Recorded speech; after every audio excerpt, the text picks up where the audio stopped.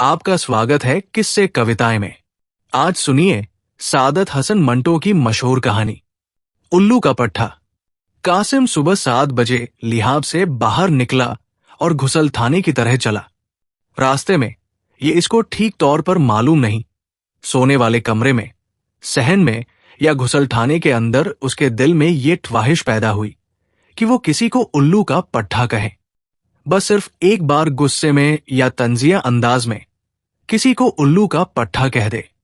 कासिम के दिल में इससे पहले कई बार बड़ी बड़ी अनोखी ख्वाहिशें पैदा हो चुकी थी, मगर यह ख्वाहिश सबसे निराली थी। वो बहुत खुश था। रात उसको बड़ी प्यारी नींद आई थी। वो खुद को बहुत तरोताजा महसूस कर रहा था। लेकिन फिर यह ख्वाहिश कैसे इसके दिल में दाखिल हो गई। दांत साफ करते वक्त उसने जरूरत से ज्यादा वक्त सर्फ किया, जिसके वजह से उसके मसूड़े छिल गए। दरअसल वो सोचता रहा कि ये अजीबोगरीब ख्वाहिश क्यों पैदा हुई, मगर वो किसी नतीजा पर न पहुंच सका। बीवी से वो बहुत खुश था। उनमें कभी लड़ाई न हुई थी। नौकरों पर भी वो नाराज नहीं था, इसलिए कि गुलाम मोहम्मद और नबी बख्श दोनों खामोशी से काम करने वाले मुस्तैद नौकर थे। मौसम भी निहायत तुशकवार था। फरवरी के सुहाने दिन थे, जिनमें कुंवारपने की ताजगी थी। हवा कुनुक और हल्की, दिन छोटे नराते लंबी। नेचर का तवाजुन बिल्कुल ठीक था और कासिम की सेहत भी खूब थी। समझ में नहीं आता था कि किसी को बगैर वजह के उल्लू का पट्ठा कहने की ख्वाहिश उसके दिल में क्यों कर पैदा हो गई। कासिम ने अपनी जिंदगी के 28 बरसों में मुतअद्दिद लोगों को उल्लू का पट्ठा कहा होगा, और बहुत मुमकिन है कि इससे भी कड़े लफ्ज उसने बाज मौतों पर इस्तेमाल किए हों और गंदी गालियां भी दी हों, मगर उसे अच्छी तरह याद था कि ऐसे मौतों पर ख्वाहिश बहुत पहले उसके दिल में पैदा नहीं हुई थी, मगर अब अचानक तौर पर उसने महसूस किया था कि वो किसी को उल्लू का पट्ठा कहना चाहता है। और ये ख्वाहिश लम्हा बलम्हा शिद्दत इख्तियार करती चली गई, जैसे उसने अगर किसी को उल्लू का पट्ठा न कहा तो बहुत बड़ा हर्ज हो जाएगा। दांत साफ करने के बाद उसने छिले हुए मसूड़ों को अपने कमरे में जाकर आईने में देखा, मगर देर तक उनको देखते रहने से भी वो ख्वाहिश न दबी जो इकी उसके दिल में पैदा हो गई थी। कासिम मंथी किस्म का आदमी था। वो बात के तमाम पहलुओं पर भौर करने का आदी था। आईना मेज पर रखकर वो आराम कुर्सी पर बैठ गया और ठंडे दिमाग से सोचने लगा। मान लिया कि मेरा किसी को उल्लू का पट्ठा कहने को जी चाहता है, मगर ये कोई बात तो न हुई। मैं किसी को उल्लू का पट्ठा क्यों कहूं? मैं किसी से नाराज भी तो नहीं हूं। ये सोचते सोचते उसकी नजर सामने दरवाजे के बीच में रखे हुए हुक्के पर पड़ी। एकदम उसके दिल में ये बातें पैदा हुई। अजीब वाहियात नौकर है। दरवाजे के ऐन बीच में ये हुट्टा टिका दिया है। मैं अभी इस दरवाजे से अंदर आया हूं। अगर ठोकर से भरी हुई चिलिम गिर पड़ती तो पंदाज, जो कि मूंछ का बना हुआ है, जलना शुरू हो जाता, और साथ ही तालीन भी। उसके जी में आई कि गुलाम मोहम्मद को आवाज दे। जब वो भागा हुआ उसके सामने आ जाए तो वो भरे हुए हुत्से की तरफ इशारा करके इससे सिर्फ इतना कहे, ख्वाहिश, तुम निरे उल्लू के पट्टे हो। मगर उसने तम्मुल किया और सोचा यूं बिगड़ना अच्छा मालूम नहीं होता। अगर गुलाम मोहम्मद को अब बुलाकर उल्लू का पट्ठा कह भी दिया तो वो बात पैदा न होगी, और फिर उस बेचारे का कोई कसूर भी तो नहीं है। मैं दरवाजे के पास बैठकर ही तो हर रोज हुक्का पीता हूं। चुनाचे वो खुशी जो एक लम्हा के लिए कासिम के दिल में पैदा हुई थी कि उसने उल्लू का पट्ठा कहने के लिए एक अच्छा मौठा तलाश कर लिया, गायब हो गई। दफ्तर के वक्त में अभी काफी देर थी। पूरे 2 घंटे पड़े थे। दरवाजे के पास कुर्सी रखकर कासिम अपने मामूल के मुताबिक बैठ गया और हुक्का नोशी में मसरूफ हो गया। कुछ देर तक वो सोच विचार किए बगैर हुक्के का धुआं पीता रहा और धुएं के इंतशार को देखता रहा। लेकिन जूं ही वो हुक्के को छोड़कर कपड़े तब्दील करने के लिए साथ वाले कमरे में गया तो उसके दिल में वही ख्वाहिश नई ताजगी के साथ पैदा हुई। कासिम घबरा गया। भाई हद हो गई। उल्लू का पट्ठा। मैं किसी को उल्लू का पट्ठा क्यों कहूं? और बफर से मुहाल मैंने किसी को उल्लू का पट्टा कह भी दिया तो क्या होगा? कासिम दिल ही दिल में हंसा। वो सही हुद्दिमाग आदमी था।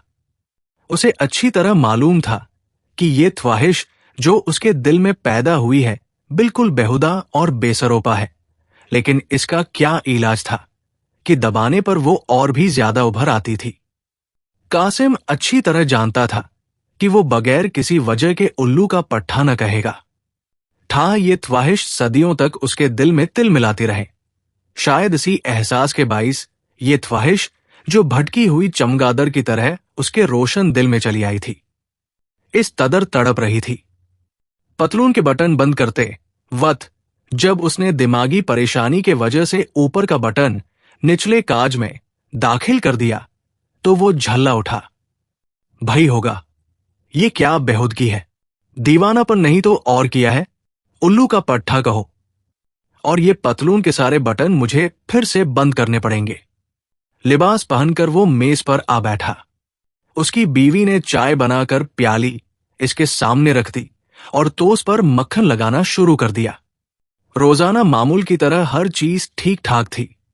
टोस्ट इतने अच्छे सेंके हुए थे कि बिस्कुट की तरह कुरकुरे थे, और डबल रोटी भी आला किस्म की थी। कमीर में से खुशबू आ रही थी। मक्खन भी साफ था। चाय की केतली बेदाग थी। उसकी हथी के एक कोने पर ठासिम हर रोज मेल देखा करता था, मगर आज वो धब्बा भी नहीं था। उसने चाय का एक घूंट पिया। उसकी तबीयत खुश हो गई। खालिस दार्जिलिंग की चाय थी, जिसकी महक पानी में भी बरकरार थी।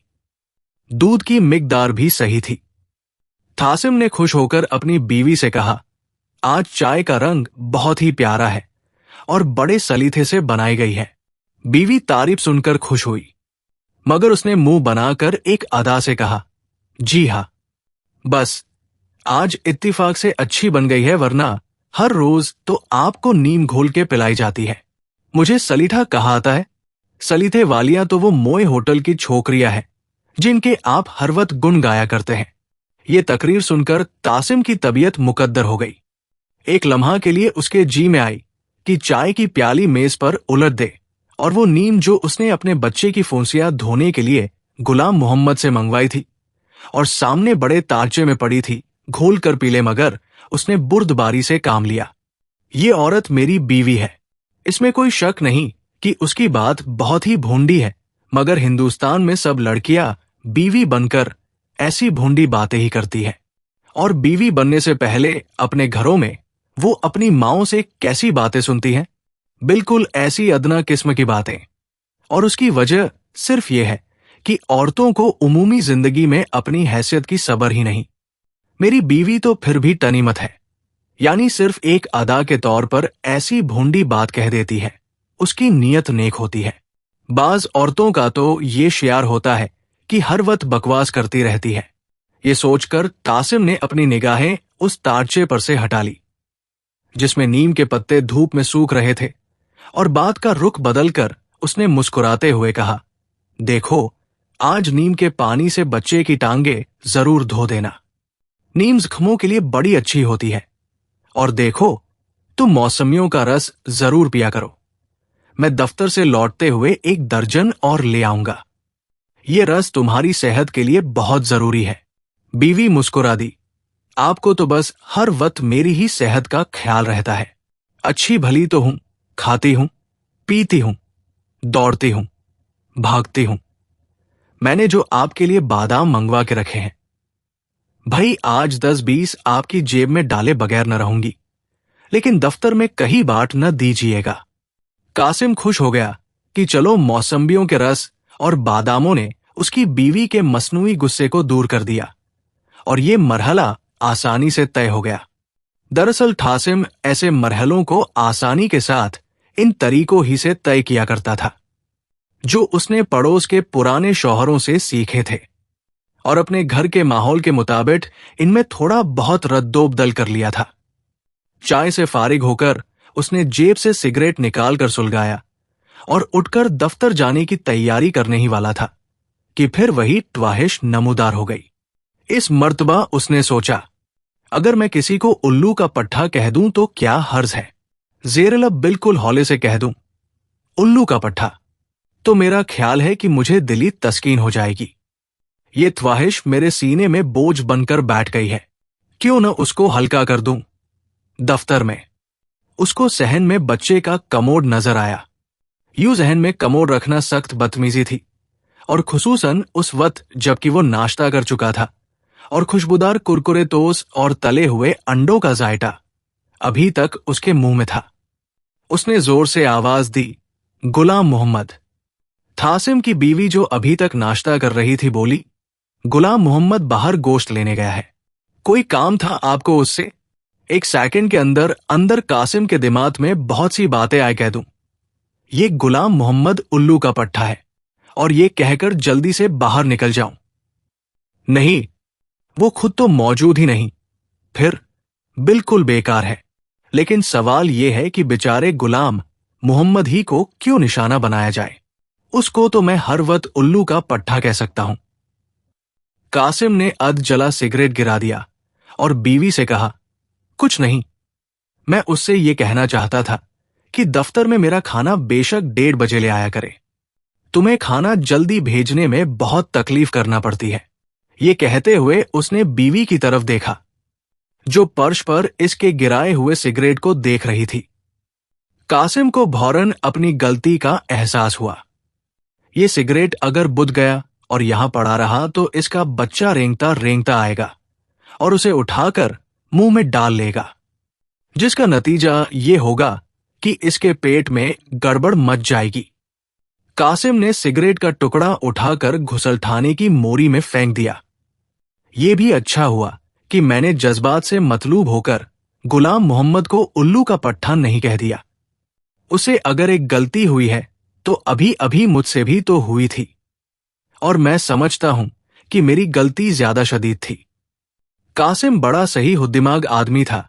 उसे इस बात का एहसास था कि वो सही खुतूत पर गौर फिक्र करने वाला इंसान है, मगर इस एहसास ने उसके अंदर बर्तरी का ख्याल कभी पैदा नहीं किया था। यहां पर फिर उसकी सही हुद्दिमाती को दतल था कि वो एहसास बर्तरी को अपने अंदर दबा दिया करता था। मोरी में सिगरेट का टुकड़ा फेंकने के बाद उसने बिला जरूरत सहन में टहलना शुरू कर दिया। वो दरअसल कुछ देर के लिए बिल्कुल थाली उस जहन हो गया था। उसकी बीवी नाश्ता का आखिरी टोस्ट खा चुकी थी। कासिम को यूं टहलते देखकर वो उसके पास आई और कहने लगी, क्या सोच रहे हैं आप? कासिम चौंक पड़ा। कुछ नहीं, कुछ नहीं। दफ्तर का वक्त हो गया क्या? ये लफ्ज उसकी जबान से निकले और दिमाग में वही उल्लू का पट्ठा कहने की ख्वाहिश तड़पने लगी। उसके जी में आई कि बीवी से साफ साफ कह दे कि ये अजीब औजरिब ख्वाहिश उसके दिल में पैदा हो गई है, जिसका सर है न पैर। बीवी जरूर सुनेगी, और ये भी जाहिर है कि उसको बीवी का साथ देना पड़ेगा। चुनाचे यूं हंसी हंसी में उल्लू का पट्ठा कहने की ख्वाहिश इसके दिमाग से निकल जाएगी, मगर उसने भौर किया। इसमें कोई शक नहीं कि बीवी हंसेगी और मैं खुद भी हंसूंगा, लेकिन ऐसा ना हो कि ये बात मुस्तथिल मजाक बन जाए। ऐसा हो सकता है क्या, जरूर हो जाएगा, और बहुत मुमकिन है कि अंजाम कार नाखुशगवारी पैदा हो। चुनांचे उसने अपनी बीवी से कुछ न कहा और एक लम्हा तक उसकी तरफ यूं ही देखता रहा। बीवी ने बच्चे का कमोड उठाकर कोने में रख दिया और कहा, आज सुबह आपके बरखुरदार ने वो सताया है कि अल्लाह की पनाह। बड़ी मुश्किलों के बाद मैंने उसे कमोड पर बिठाया। उसकी मर्जी ये थी कि बिस्तर ही को वराब करे। आखिर लड़का किसका है? कासिम को इस किस्म की चच पसंद थी। ऐसी बातों में वो तीखे मजाक की झलक देखता था। मुस्कुराकर उसने बीवी से कहा, लड़का मेरा ही है, मगर मैंने तो आज तक कभी बिस्तर नराब नहीं किया। ये आदत उसकी अपनी होगी। बीवी ने उसकी बात का मतलब न समझा। थासिम को मुतलकन अफसोस न हुआ, इसलिए कि ऐसी बातें वो सिर्फ अपने मुंह का जायटा दुरसत रखने के लिए किया करता था। वो और भी खुश हुआ जब उसकी बीवी ने जवाब ना दिया और खामोश हो गई। अच्छा भाई, मैं अब चलता हूं। खुदा हाफिज। ये लफ्ज जो हर रोज उसके मुंह से निकलते थे, आज भी अपनी पुरानी आसानी के साथ निकले और ठासिम दरवाजा खोलकर बाहर चल दिया। कश्मीरी गेट से निकलकर जब वो निकलसन पार्क के पास से गुजर रहा था तो उसे एक दाढ़ी वाला आदमी नजर आया। एक हाथ में खुली हुई शलवार थामे वो दूसरे हाथ से इस्तिंजा कर रहा था। उसको देखकर तासिम के दिल में फिर उल्लू का पट्ठा कहने की ख्वाहिश पैदा हुई। लो भाई, ये आदमी है जिसको उल्लू का पट्ठा कह देना चाहिए, यानी जो सही मानों में उल्लू का पट्ठा है। जरा अंदाज मुलाहिजा हो किस इन्हिमाक से ड्राई क्लीन किए जा रहा है, जैसे कोई बहुत अहम काम सरंजाम पा रहा है। लानत है, लेकिन ठासिम सही हुद्दिमाग आदमी था। उसने ताजील से काम न लिया और थोड़ी देर भौर किया। मैं इस फुटपाथ पर जा रहा हूं और वो दूसरे फुटपाथ पर। अगर मैंने बुलंद आवाज में भी उसको उल्लू का पट्ठा कहा तो वो चौंकेगा नहीं, इसलिए कि कम्बत अपने काम में बहुत बुरी तरह मसरूफ है। चाहिए तो ये कि उसके कान के पास जोर से नारा बुलंद किया जाए और जब वो चौंक उठे तो उसे बड़े शरीफाना तौर पर समझाया जाए, सिबला आप उल्लू के पट्टे हैं। लेकिन इस तरह भी थातिरतवाह नतीजा बरामद न होगा। चुनांचे थासिम ने अपना इरादा तर्क कर दिया। इसी असना में उसके पीछे से एक साइकिल नुमुदार हुई। कॉलेज की एक लड़की इस पर सवार थी, इसलिए कि पीछे बस्ता बंधा था। आना फानन उस लड़की की साड़ी फ्री वेल के दांतों में फंसी। लड़की ने घबराकर अगले पहिए का ब्रेक दबाया।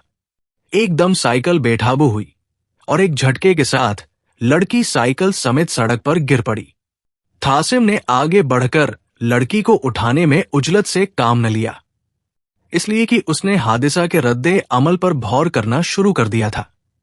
मगर जब उसने देखा कि लड़की की साड़ी फ्री व्हील के दांतों ने चबा डाली है और उसका बॉर्डर बहुत बुरी तरह उनमें उलझ गया है, तो वो तेजी से आगे बढ़ा। लड़की की तरफ देखे बगैर उसने साइकिल का पिछला पहिया जरा ऊंचा उठाया ताकि उसे घुमाकर साड़ी को व्हील के दांतों में से निकाल ले। इत्तिफाक ऐसा हुआ कि पहिया घुमाने से साड़ी कुछ इस तरह तारों की लपेट में आई कि इधर पेटीकोट की गिरिपत से बाहर निकल आई। ठासिम बौखला गया। उसकी इस बौखलाहट ने लड़की को बहुत ज्यादा परेशान कर दिया। जोर से उसने साड़ी को अपनी तरफ खींचा। फ्री व्हील के दांतों में एक टुकड़ा उड़ा रह गया और साड़ी बाहर निकल आई। लड़की का रंग लाल हो गया। ठासिम की तरफ इसने कसबनाक निगाहों से देखा और भिंचे हुए लहजा में कहा, उल्लू का पट्ठा। मुमकिन है कुछ देर लगी हो, मगर ठासिम ने ऐसा महसूस किया कि लड़की ने झटपट न जाने अपनी साड़ी को क्या क्या और एकदम साइकिल पर सवार होकर ये जावो जा नजरों से गायब हो गई। ठासिम को लड़की की गाली सुनकर बहुत दुख हुआ, खासकर इसलिए कि वो यही गाली खुद किसी को देना चाहता था। मगर वो बहुत सही हुद्दिमाग आदमी था। ठंडे दिल से उसने हादिसा पर भौर किया और उस लड़की को माश कर दिया। उसको माफ ही करना पड़ेगा, इसलिए कि इसके सिवा और कोई चारा ही नहीं। औरतों को समझना बहुत मुश्किल काम है और उन औरतों को समझना तो और भी मुश्किल हो जाता है जो साइकिल पर से गिरी हुई हों।